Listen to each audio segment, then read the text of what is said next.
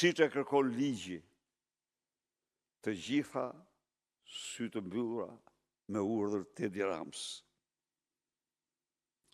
Prandaj fshejnë raportin, nuk e jep raportin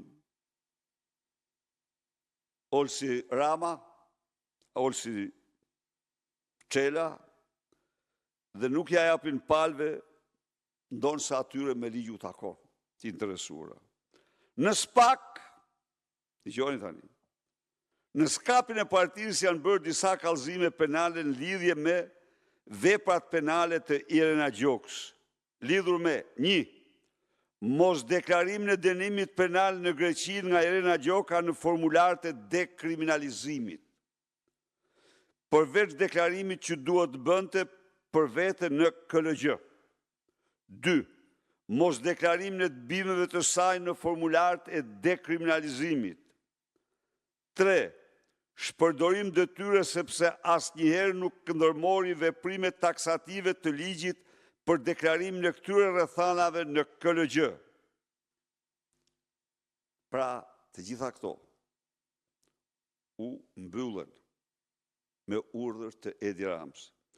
Altin Troplini, po me urdhër të Edi Ramës regjistroi procedim penal pa emër për të mbrojtur Irenën me 3 mbiemra.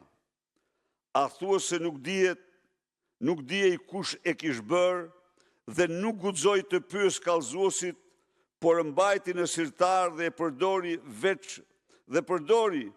veç letrat e falsifikuara të Irenës me 3 mbiemra.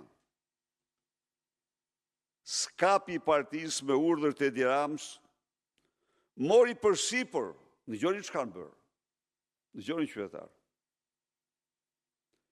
Irena me 5 mbiemra është shtetase shqiptare.